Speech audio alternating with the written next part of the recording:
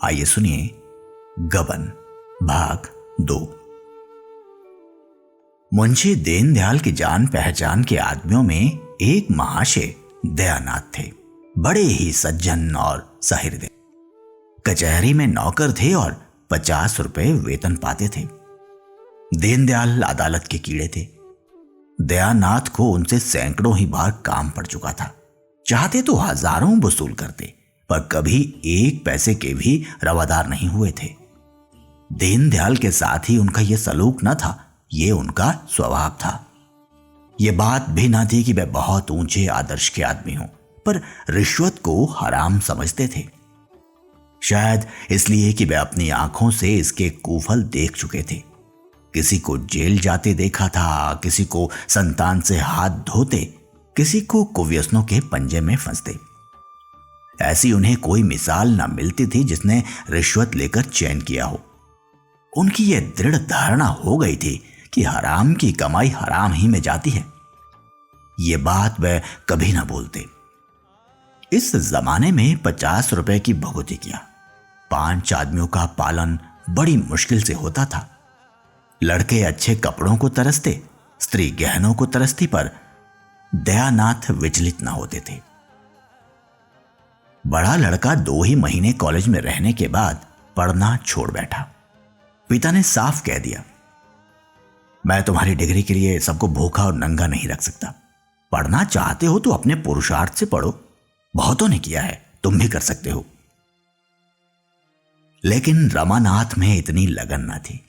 इधर 2 साल से वह बिल्कुल बेकार था। शतरंज खेलता, सैर सपाटे करता और मां और छोटे भाइयों पर रौब जमाता। दोस्तों की बदौलत शौक पूरा होता रहता था।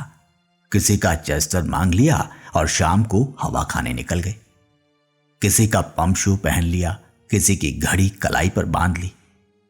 कभी बनारसी फैशन में निकले, कभी लखनवी फैशन में। 10 मित्रों ने एक एक कपड़ा बनवा लिया तो 10 सूट बदलने का उपाय हो गया। सहकारिता का यह बिल्कुल नया उपयोग था। इसी युवक को दीनदयाल ने जालपा के लिए पसंद किया। दयानाथ शादी नहीं करना चाहते थे। उनके पास ना रुपए थे और ना एक नए परिवार का भार उठाने की हिम्मत। पर रामेश्वरी ने त्रियाहट से काम लिया और इस शक्ति के सामने पुरुष को झुकना पड़ा। रामेश्वरी बरसों से पुत्र वधू के लिए तड़प रही थी।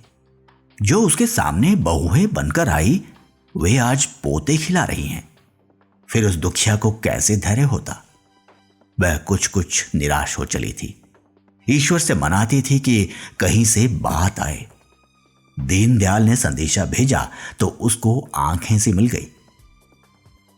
अगर कहीं यह शिकार हाथ से निकल गया तो फिर न जाने कितने दिनों और राह देखनी पड़े। कोई यहां क्यों आने लगा? न धन ही है, न जायदाद। लड़के पर कौन रिझता है? लोग तो धन देखते हैं। इसलिए उसने इस अवसर पर सारी शक्ति लगा दी और उसकी विजय हुई।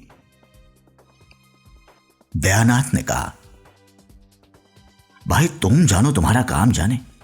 मुझ में समाई नहीं है। जो आदमी अपने पेट की फिक्र नहीं कर सकता, उसका विवाह करना मुझे तो अधर्म सा मालूम होता है। फिर रुपए की भी तो फिक्र है। 1000 तो टीम टाम के लिए चाहिए, जोड़े और गहनों के लिए अलग। ना बाबा, ये बोझ मेरे मान का नहीं।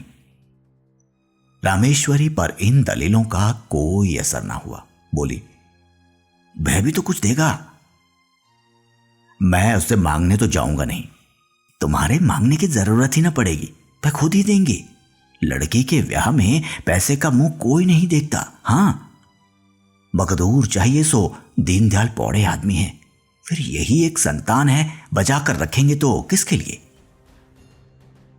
दयानाथ को अब कोई बात ना सूझी, केवल यही कहा, वह चाहे लाख दे दें, चाहे 1 ना दे।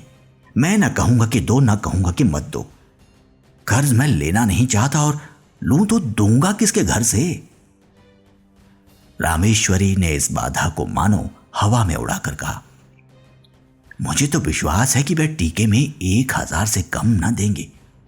तुम्हारे टीम टाम के लिए इतना बहुत है। गहनों का प्रबंध किसी सराफ से कर लेना। टीके में 1,000 देंगे तो क्या द्वार पर 1,000 भी ना देंगे? वही रुपए सराफ को दे देना। 200-400 बाकी रहे वे धीरे धीरे चुक जाएंगे।